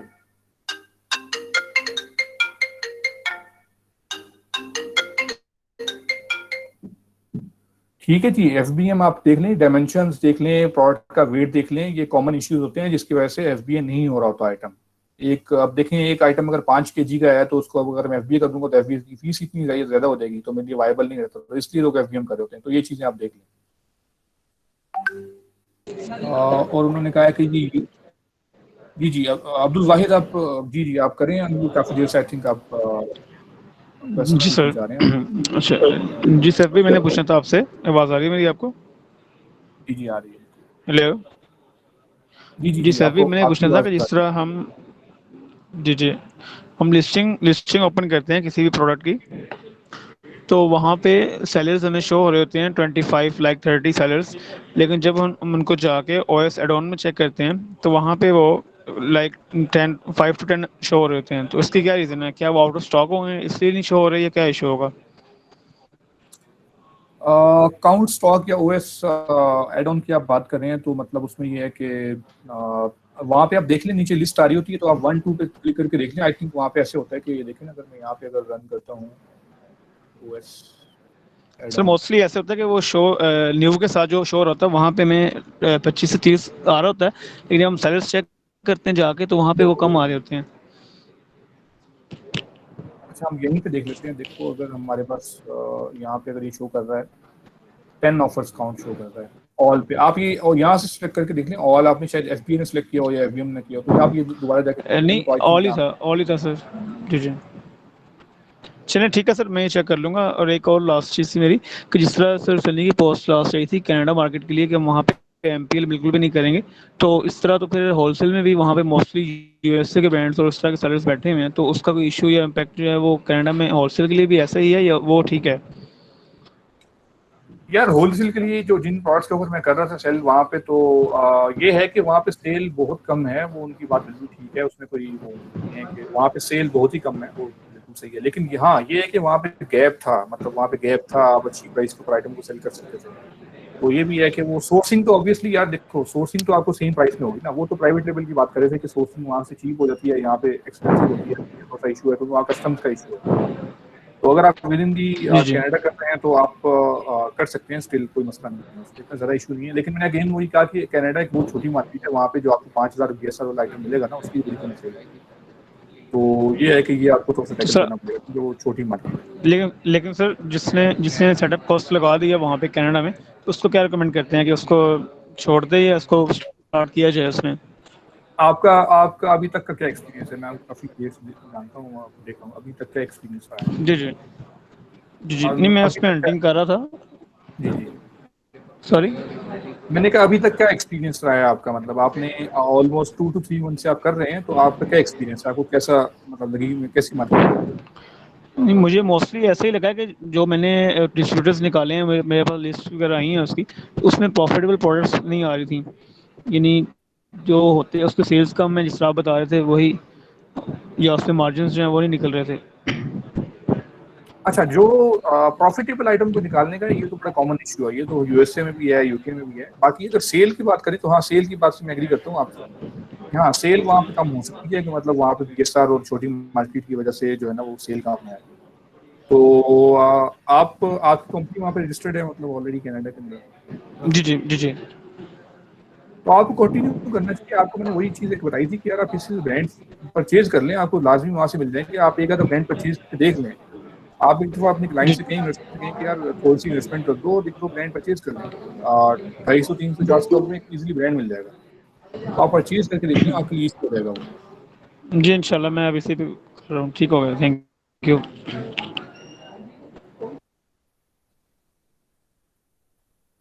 okay. ओके जी, यूएसवीए ने सही तरीके से अमेजोन से कांटेक्ट नहीं किया और Amazon took almost 3 months till now and our issue is still not resolved. So now I am trying to build a case study about that and also want to attach documents regarding issues in which documents we are getting. So kindly give your suggestion regarding the issue if it would be helpful for me. हाँ तो यार वो US का वीए जो है ना वो आपकी उसने मिस्टेक तो कर दी है। वो ये है कि आपको मैंने वही चीज़ बताई है कि आपके पास इसके अलावा और कोई ऑप्शन नहीं है कि आप वहाँ से, अगर आइटम की सेल ही नहीं है, आपने 100 यूनिट भेज दिए वहाँ पे, तो आप ऑब्वियसली आपको वहाँ से वो इन्वेंट्री रिकॉल करना पड़ेगी। रिकॉल नहीं करेंगे तो सेल नहीं आएगी, सेल नहीं आएगी तो आपका सेल थ्रू रेट गिर जाएगा, सेल थ्रू रेट गिरेगा तो आपको नई शिपमेंट्स मिलाने की इजाज़त होगी और उसके बाद ये है कि आपका अकाउंट हेल्थ से इफेक्ट होगी और आपको एफबीए स्टोरेज फी पड़ेगी अलग। तो मतलब तीन चार इश्यूज हैं।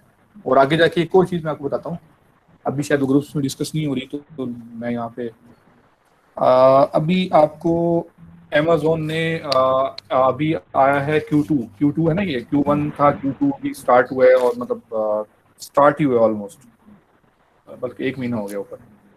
तो अमेजोन ने अभी से इन्वेंट्री की रिस्ट्रिक्शंस लगाना स्टार्ट कर दी हैं अकाउंट्स के ऊपर। जो लोग सेल कर रहे हैं, अच्छे सेलर्स हैं, उनको पता होगा इस चीज़ का कि अमेजोन ने अकाउंट्स के ऊपर रिस्ट्रिक्शन लगाना स्टार्ट कर दिए कि जी आप जो है ना इससे ज़्यादा इन्वेंट्री शिप नहीं कर सकते। ये काम पहले Q4 के पास जाके होता था, अब ये Q2 के अंदर ही कर दिया उन्होंने।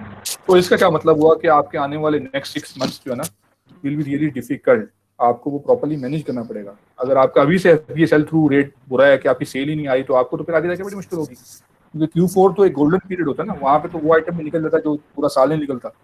तो अगर आप उसको अवेल नहीं कर सकते फिर आप कैसे करेंगे उससे? तो अभी ये इस चीज़ की प्लानिंग अभी से स्टार्ट कर दें कि मतलब जो है ना स्टॉक काम करनी है उसको निकाल के बाहर करें और जो जिसकी सेल ऑलरेडी बहुत कम आ रही है उसको भी निकाल दें, वहाँ से डिसकंटिन्यू कर दें उसे और वहाँ पे अच्छे आइटम्स को लेके आए ताकि आपका सेल थ्रू रेट अच्छा रहेगा। आपको मैक्सिमम जो है ना शिपमेंट बनाने की परमिशन देगा अमेजोन। शिपमेंट की अगर आपको क्वांटिटी अगर उससे कम करनी तो आपको बहुत इश्यूज फेस होंगे, आप कहाँ तक 3PL सेंटर को फेस करेंगे और क्या कुछ करेंगे। तो ये अभी इशू रिसेंटली जो है ना लास्ट वीक जो है ना वो मतलब वो बहुत बड़े बड़े सेलर्स को फेस हुआ है कि मतलब अमेजोन ने रिस्ट्रिक्शंस लगा दी हैं अकाउंट के ऊपर कि जी आप 200 से या 400 यूनिट से ज़्यादा इन्वेंट्री मतलब आपकी लिमिट है, या जो बड़े सेलर्स हैं उनके लिए ऑब्वियसली ज़्यादा है, 10-15 हज़ार तक की है तो उससे ज़्यादा नहीं भेज सकते। मेरी सेल है मतलब अगर लेट्स सपोज अमेजोन मुझे कह रहा है कि आप 1000 यूनिट भेज सकते हो इस दफ़ा, तो मेरी तो सेल ही मतलब अगर है ओवरऑल अकाउंट के ऊपर 3-4 हज़ार, तो मैं क्या करूँ? अब मैं तो मतलब कि अपनी सेल कम कर दूँ, क्या करूँ? तो उसका सबसे बेस्ट तरीका ये है कि आप ये जो सेल थ्रू रेट है ना, अपनी सेलिंग जो आइटम काम के नहीं है, जिन पर सेल नहीं आ रही और वो मतलब आपको सेल थ्रू रेट गिरा रहे हैं और आपके अकाउंट की हेल्थ को ख़राब करें, उनको निकाल के बाहर करें, तो वेट ना करें। अच्छा खतीजा आपने दोबारा पूछा कि अगर हम टेस्ट को पास कर लें तो क्या हम एफबीए नहीं कर सकते? हाँ, आप ना एफबीए डायरेक्ट नहीं कर सकते। वो आइटम जो है ना जो पेस्टिसाइड्स की होती है ना वो अमेजोन हेजमत में डाल देता है। क्या होता है कि आपको पहले पेस्टिसाइड्स का अप्रूवल लेना पड़ता है टेस्ट देके, वो अप्रूवल मिल गया, ठीक है, अब आप लिस्ट कर सकते हो लेकिन एज ए एफबीएम कर सकते हो, या भी आप एफबीए एज ए एफबीए भी कर लो लेकिन आपको शिपमेंट नहीं बनाने देगा अमेजोन। शिपमेंट आपको बनाने के लिए फिर जो है ना हेजमत का टेस्ट क्लियर करना होता है। टेस्ट नहीं होता, बेसिकली वो एक एप्लीकेशन होती है, वो आपने यहाँ पे चले जाएं, मैं आपको सिंपल बता देता हूँ, स्क्रीन ऑलरेडी शेयर हो रही है।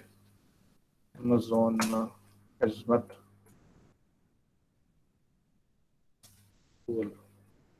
एप्लीकेशन, तो ये लिंक है, यहाँ पे चले जाएं। यहाँ पे मैं अभी नहीं जा रहा क्योंकि मेरा यहाँ पे अकाउंट ओपन है, तो वरना मैं आपको दिखा देता। इस लिंक पे चले जाएं आप, या मैं इसको एक नई जगह पे खोल देता हूँ। कंट्रोल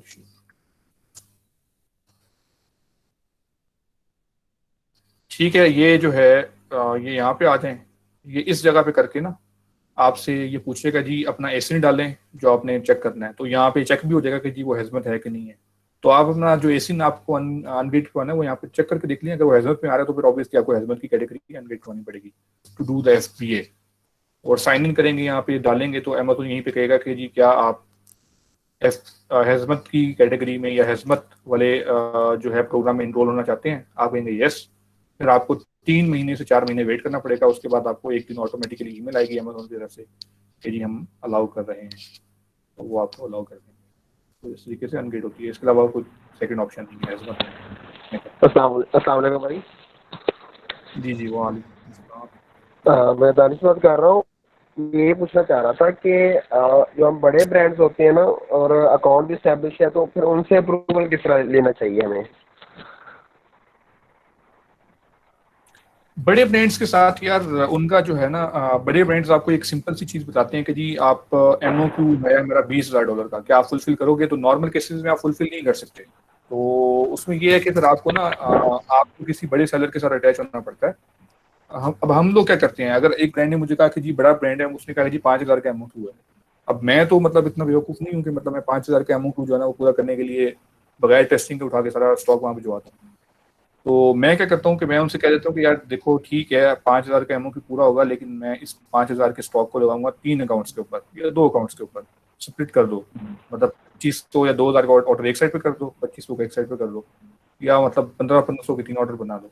मतलब मेरी 3 कंपनीज है, एक पेरेंट कंपनी है, एक सिस्टर कंपनी है, उसकी एक चाइल्ड पेयर, वो जो भी है वो आप आगे जो भी आपने मतलब बात करनी है उनसे कन्विंस करना है, तो आप इनवॉइसेस को स्प्लिट कर लोगे ताकि वो MOQ जो है ना स्प्लिट हो जाए। तो बड़े ब्रांड्स जो है तो उनसे इस तरीके से आप टैकल कर सकते हैं, वरना जो बड़े ब्रांड्स हैं आपको डिस्ट्रीब्यूटर के पास भेज देंगे, तो वो आपको एक और बात जो डायरेक्ट यानी कि अपना ये भी कह देते हैं कि हम अमेजोन के ऊपर आपको परमिशन देते हैं, बड़ा ब्रांड होता है तो वो ये होता है कि उन्होंने ना एक्सक्लूसिविटी राइट दिया होता है। वो लोग ना ज्यादा मेस नहीं चाहते, वो कहते हैं कि जी ठीक है 3 सेलर सेल कर रहे हैं, 4 कर रहे हैं एक आइटम को, तो ठीक है, हमें मतलब जरूरत ही नहीं है कि मतलब वही हमारी सारी की सारी सेल को जो कवर कर रहे हैं, तो हमें क्या जरूरत है कि हम मतलब 5वां बंदा भी अंदर घुसाएं। तो आप उनसे ये है कि आप उनसे उनको कन्विंस करने की ट्राई कर सकते हैं। मतलब आजकल एक और चीज है, एक और वैलिड पॉइंट है जो आप लोग ट्राई कर सकते हैं, ये है कि जैसे मैंने अभी आपको बताया कि जी इन्वेंट्री की रिस्ट्रिक्शंस लग रही हैं, तो ब्रांड्स को जो है ना अब नए सेलर्स की जरूरत पड़ेगी, क्योंकि उनका जो सेल है ब्रांड की वो तो कम नहीं होगी ना, जरी सी बात है। ब्रांड की एक सेल है अगर 5,000 डेली महीने की, सॉरी, तो वो तो सेम रहेगी अब, लेकिन जो ऊपर सेलर्स बैठे हुए हैं उनके अकाउंट पर रिस्ट्रिक्शन लगी हुई है कि जी कोई 200 बेच सकता है, कोई 300 बेच सकता है। अब लेट्स सपोज एक ब्रांड की आइटम की सेल है 5,000 और सारे सेलर्स का जो ऊपर स्टॉक पड़ा हुआ है मैक्सिमम वो जी लेट्स सपोज 4,000 तक का स्टॉक पड़ा हुआ है, तो आप ऊपर वाला 1,000 यूनिट कहाँ से पूरा करेंगे? तो जाहिर सी बात है वो किसी नए सेलर को, नए अकाउंट को घुसाएंगे अंदर, तो ही पूरा होगा ना। तो आप उनको ये भी कह सकते हैं कि मतलब अभी जाके ये नेक्स्ट फ्यू डेज में या नेक्स्ट फ्यू वीक्स में ना आपको ये अपॉर्चुनिटीज मिलेंगी ब्रांड्स की तरफ से कि वो शायद आपको अलाउ कर दें कि जो पुराने सेलर्स जो है ना वो उनके पास रिस्ट्रिक्शन लगी हुई है, तो नए सेलर्स को अलाउ कर दें, तो आप इस चीज़ को अवेल कर सकते हैं। सही तो होते मतलब बड़े ब्रांड के साथ इसी तरीके से टैकल होता है कि आप उनको कन्विंस करने की ट्राई करते हैं कि हम आपको आपके आइटम को एक्सपोर्ट करेंगे और अपनी वेबसाइट पे सेल करेंगे। एक स्टोर का मैंने आपको बताया था कि स्टोर भी आप शो कर सकते हैं। एक VSC के अंदर वीडियो है जिसमें प्रॉपर्ली तरीका बताया गया है कि किस तरीके से आप गूगल से जाके स्टोर की पिक्चर्स निकालेंगे। नॉट रिकमेंडेड, मतलब मैं मेरे पास अपना एक हमारे इन्वेस्टर का स्टोर है, मैं उसको यूज करता हूँ, मैंने कभी इसका किया नहीं है, लेकिन ये एक तरीका मैं आपको बता रहा हूँ, मतलब लोग इस तरह से करते हैं और आप कर सकते हैं अगर आपको सही लगे। भाई मैंने ना मैंने सारे फार्मूले यूज किए। मैं इवन कि जो मेरे क्लाइंट का जो स्टोर है ना वो उसकी तकरीबन 30 से 40 हज़ार का रेवेन्यू भी है उसके ऊपर, ठीक है ना। हम एक ही स्टोर के ऊपर होलसेल और ड्रॉप शिपिंग कर रहे हैं।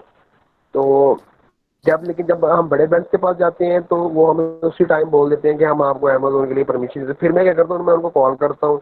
जब मैं उनको कॉल कर देता हूँ तो फिर वो वहाँ पे भी इनकार कर देते हैं, यानी कि वो कहते हैं कि हम अमेजोन के लिए बिल्कुल एग्री नहीं है, ये आपका फिजिकल स्टोर हो।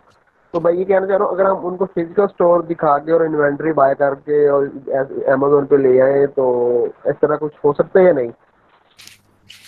यार वो ड्रॉप शिपिंग वाले सीन में तो हो सकता है, लेकिन होलसेल में ये है कि वो अगर उन्होंने अब देख लिया तो वो आप फिर आपको कंप्लेन कर देंगे अमेजोन को, तो आपको स्टॉक रिमूव करना पड़ेगा वहां से।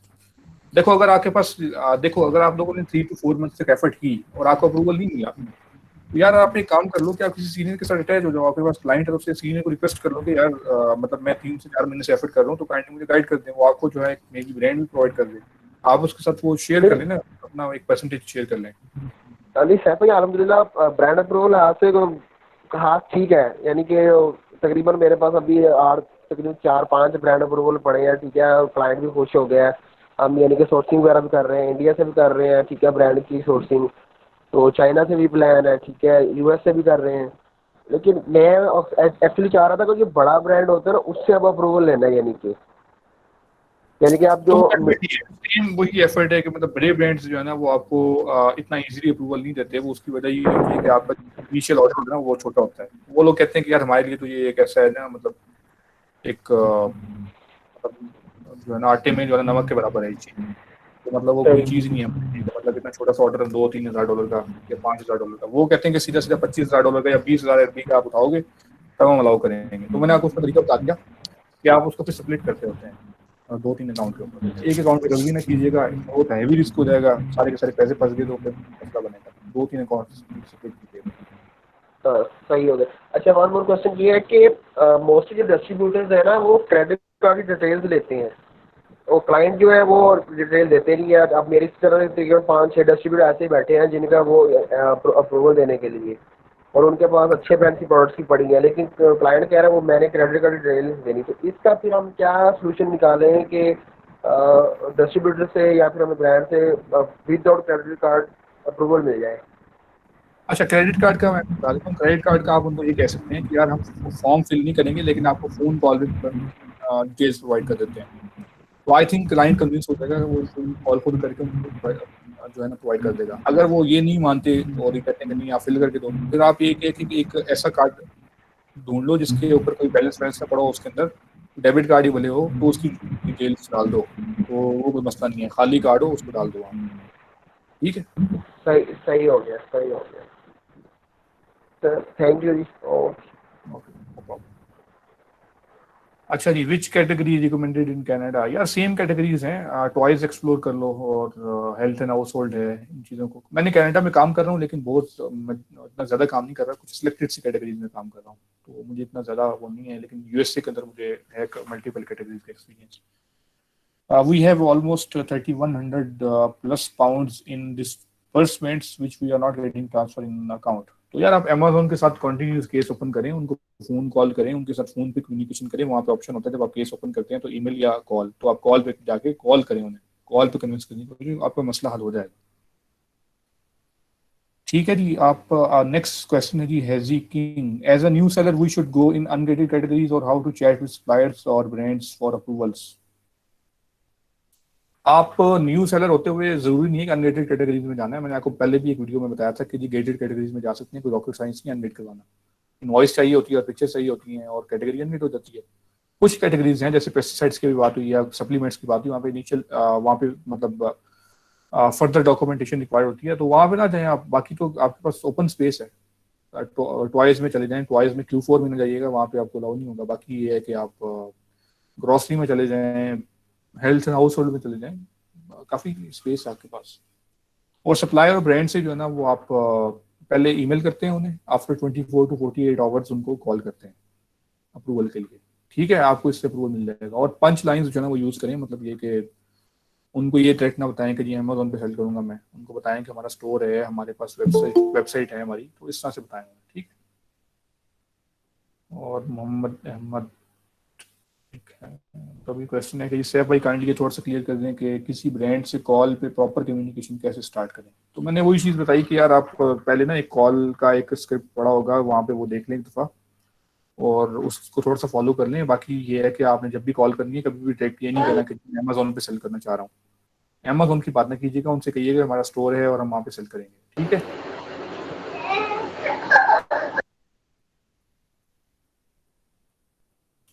यार BSR recommendation in Canada, BSR recommendation जो है ना वो मैं आपको एक थोड़ा सा एक्सपीरियंस अपना बताता हूँ कि मेरे 5,000 से नीचे वाले BSR पे अगर मैं जब जाता हूँ ना वहाँ पे, तब मुझे कोई अच्छा रिस्पॉन्स मिला है। 5,000 से ऊपर वाले सारे के सारे फजूल हैं वहाँ पे। मतलब मैंने कुछ 10 आइटम भी लेके परचेज करके रखे हुए, वो 2 महीने हो गए पड़े हुए ऐसे वैसे। 5,000 से कम वाले BSR के ऊपर कुछ अच्छी सेल मुझे नजर आई है, तो 5,000 से कम वाले पे आप ट्राई करेंगे, उससे ऊपर ना जाए। अरे भाई आपने इनक्यूबेटर ज्वाइन कर लिया है और मैं इनक्यूबेटर मेरी सब्सक्रिप्शन भी खत्म हो गई है और वहाँ पे रश भी बहुत ज़्यादा लग गया, तो वहाँ पे तो सिटिंग का ही प्रॉपर हो गई है मुझे यार। हाँ लेकिन ये है कि यार मैं आई विल डेफिनेटली भी मतलब विजिटिंग इनक्यूबेटर वीक में, मतलब मैं 1-2 दिन तो लाजमी विजिट करता रहूँगा, कोई मसला नहीं है। लेकिन मैं इनक्यूबेटर एज रेगुलर नहीं आ रहा क्योंकि वहाँ पे कुछ इश्यूज हैं जो रेगुलर में नहीं आ पा रहा। तो रेगुलर तो नहीं आ सकूंगा लेकिन मैं वीक में 1-2 दिन इंशाल्लाह लाजमी आया करूँगा। अच्छा, बड़े और छोटे ब्रांड में क्या डिफरेंट होता है कि बड़ा ब्रांड जो है ना जब आप उसको सेल करते हैं, सर्च करते हैं तो अमेजोन के ऊपर, तो उसके जो है ना यहाँ पे हंड्रेड्स ऑफ मतलब प्रोडक्ट्स नजर आते हैं आपको, तो वैसे पूरी लाइंस भरी हुई नजर आती हैं। जैसे अब ये है ना सिरको के नाम से ब्रांड नजर आ रहा है मुझे, तो अगर मैं इसको सर्च करता हूँ तो अगर आइटम आपको नजर आते हैं 4-5 और उनका BSR भी होता है मतलब 20,000, 30,000, 50,000, तो इसका मतलब है छोटा ब्रांड है। और अगर एक आइटम ऐसा, एक ब्रांड ऐसा है जिसके BSR है 1,000, 2,000, 3,000 और 10, 15, 20, 40 आइटम्स हैं तो हो रहे हैं फर्स्ट पेज के ऊपर, तो इसका मतलब है कि वो एक काफी क्या कहते हैं उससे कि बड़ा ब्रांड है। तो अब ये देखें ना, जैसे ये एक ब्रांड है टिपको के नाम से, तो ये कोई इतना बहुत बड़ा ब्रांड नहीं है, मतलब इसके आप देखो तो थोड़े से आइटम्स नजर आ रहे हैं, 1, 2, 3। तो इस तरह के ब्रांड आपको अप्रूवल दे देते होते हैं ना अक्सर। अब इसमें ये है कि आप वो वाले आइटम उठाओगे, जाहिर सी बात है जिनके BSR अच्छे होंगे, बाकियों को आप फोकस ही नहीं करोगे। जैसे ये Amazon चॉइस लगा हुआ है, लेकिन मैं रिकमेंड नहीं करता कि इतने कम प्राइस वाले आइटम पे जाके $6 वाले आइटम पे जाके बैठ जाओ। क्या प्रॉफिट निकलेगा, सेंट में प्रॉफिट निकलेगा, क्या फायदा? सेल भी इतनी ज्यादा नहीं होगी, आप 25-30 हज़ार वाले BSR पे जाने का फायदा नहीं है। अगर तो इसका BSR होगा 2,000, 3,000 और इसकी ये प्राइस होती है और मुझे 50 सेंट भी बेच रहे होते तो मैं चला जाता उसके पास, लेकिन इस सिनेरियो में मैं नहीं जाऊंगा।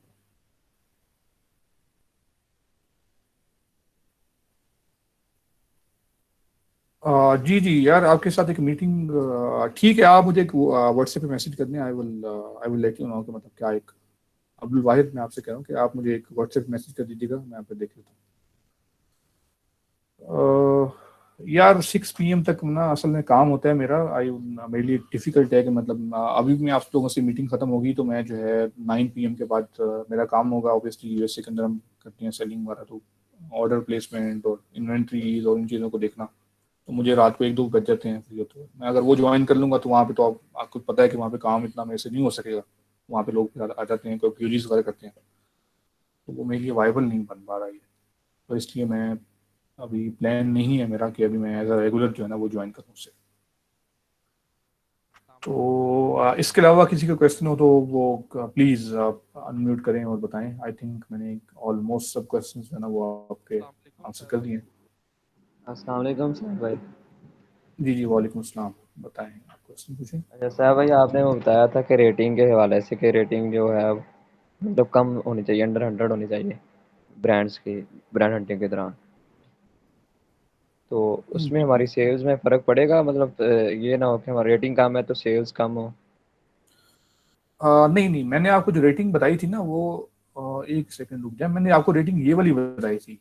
ये ब्रांड नहीं है, ये सेलर है। मैंने इसकी रेटिंग बताई थी, ब्रांड की रेटिंग दुनिया को नहीं बताई, मैंने इसकी रेटिंग बताई थी आपको। मतलब अब जब आप ये देखो ना, जो ये बात करें ना कि एक आइटम निकाला उन्होंने, तो अब इसके सेलर्स में आ गया न्यू 12 फ्रॉम, तो अब आपने जी वो वाला जी सेलर जस्ट लॉन्च, इसको उठा लो, इसके प्रोडक्ट्स को जाके सारे के सारे स्पाई कर लो। 4 रेटिंग वाला है, इसके प्रोडक्ट्स को स्पाई कर लो। ये 1800 वाला है, इसको ड्रॉप कर लो।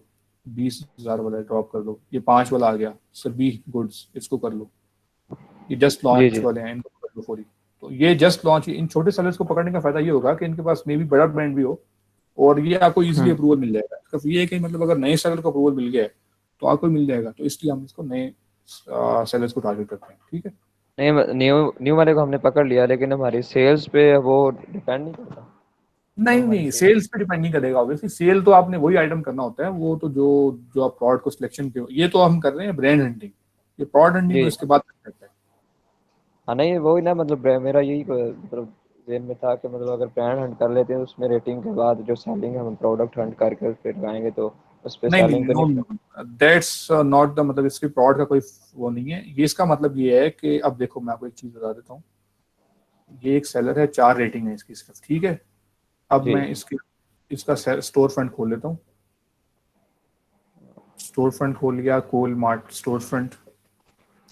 अब आप इसके आइटम्स देखो, अब ये देखो, इसने ये ब्रांड लगाए हुए हैं सारे के सारे।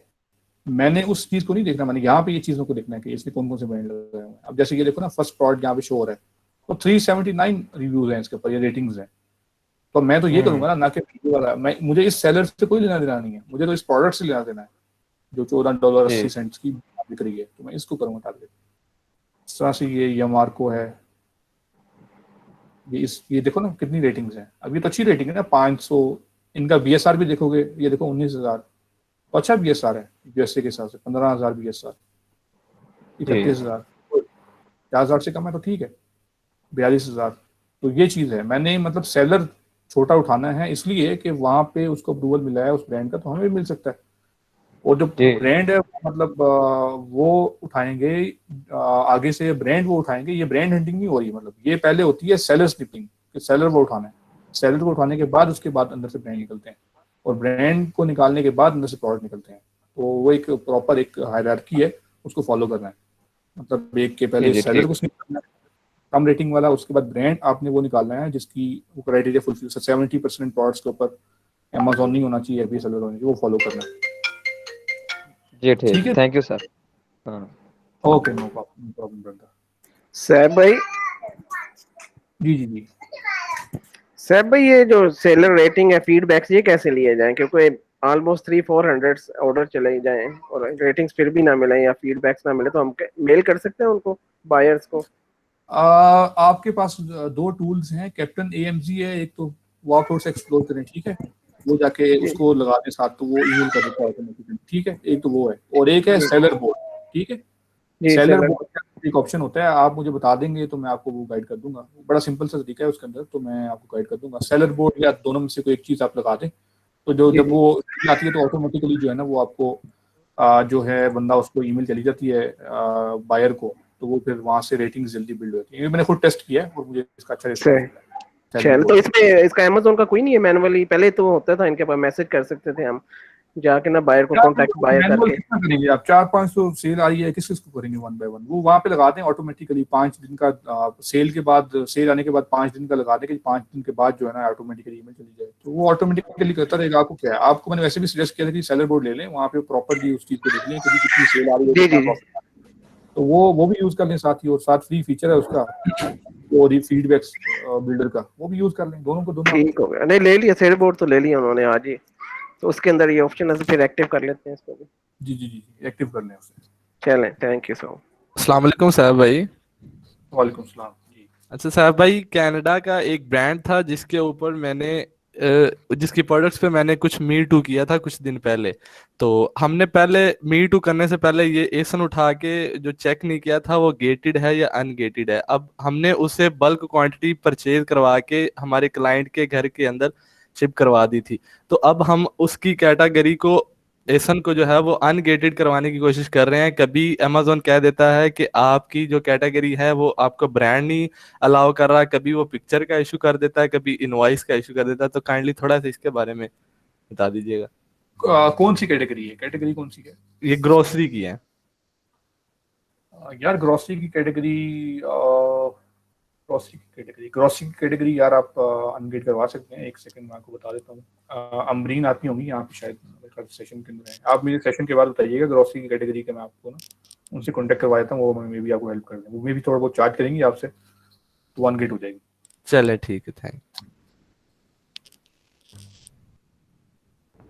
अस्सलाम वालेकुम। वालेकुम सलाम जी।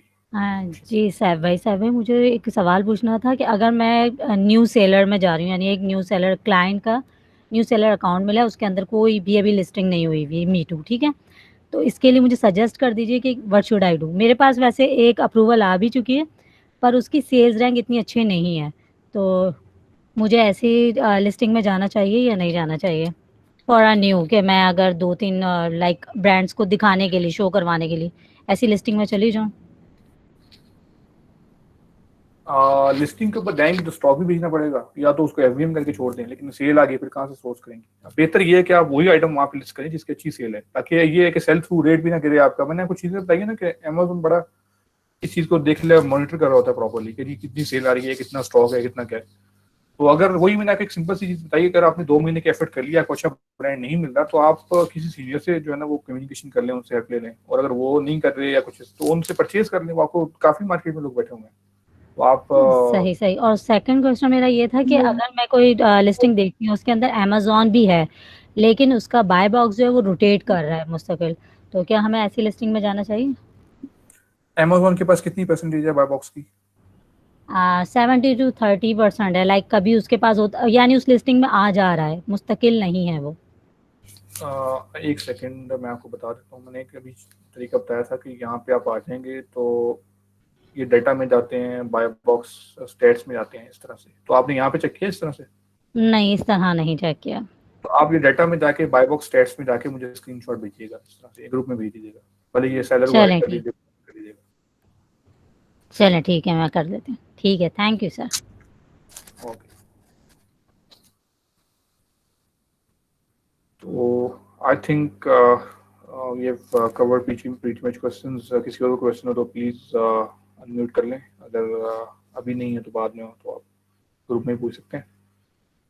तो मेरी अब थोड़ा सा मैं बिजी हो गया था तो हम सेशन भी नहीं कर सके, पहले रेगुलर करते रहे हैं, तो अब आई विल ट्राई कि हम एक रेगुलर सेशन करते रहे एवरी सैटरडे, वही जो पहले था हमारा टाइम।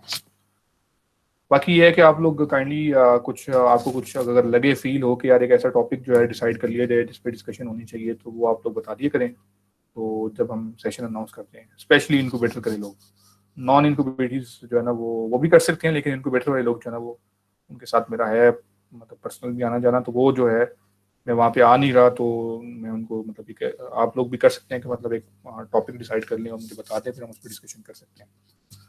तो जैसे पहले हम कर रहे थे मतलब शिपिंग के ऊपर, हंटिंग के ऊपर, इस तरह से कोई और टॉपिक हो तो आई थिंक वो मैंने कवर कर दिया था अगर सब कुछ ऑलमोस्ट, मुझे कुछ फील नहीं हुआ तो मैंने इसलिए एक जनरल क्वेश्चन आंसर सेशन रख लिया। बाकी ये है कि हम इसको भी कंटिन्यू करेंगे, क्वेश्चन आंसर पहले भी होते थे, अब भी होते रहेंगे। और बाकी ये है कि मेरा कुछ लोग मुझे डायरेक्ट मैसेज कर देते हैं, मैं ट्राई तो करता हूँ उनको जल्दी रिस्पॉन्स करने की, लेकिन ये है कि मेरे पास काफ़ी क्यूरीज आ रही होती हैं फेसबुक के ऊपर, व्हाट्सएप के ऊपर, तो वो मेरे लिए डिफिकल्ट हो जाता है रिस्पॉन्स करना। वो थोड़ा सा बियर विद मी, मतलब थोड़ा सा मैं अपोलॉजी भी है, मतलब आपके साथ जो लोग क्वेश्चन करते हैं उनको मैं टाइमली रिस्पॉन्ड नहीं कर पाता। बाकी ये है कि आप लोग ग्रुप मैंने इसीलिए बनाया था कि वहाँ पे काफ़ी लोग ट्रेन हो चुके हैं वो आपको रिस्पॉन्ड करने के, तो बेटर तो ये कि ट्राई वहीं पे करें, कॉल मुझे ना करें और मैसेज करने की बजाय वहाँ पे कर लें। अगर कोई बहुत ही इंपॉर्टेंट चीज़ है तो आप मुझे डायरेक्ट मैसेज कर लें, ठीक है जी। तो एनीथिंग एल्स या किसी को कोई क्वेश्चन हो तो प्लीज़ पूछिएगा, और वरना फिर हम सेशन को क्लोज करते हैं। रिकॉर्डिंग हो चुकी है, ये आपको मिल जाएगी, ठीक है जी।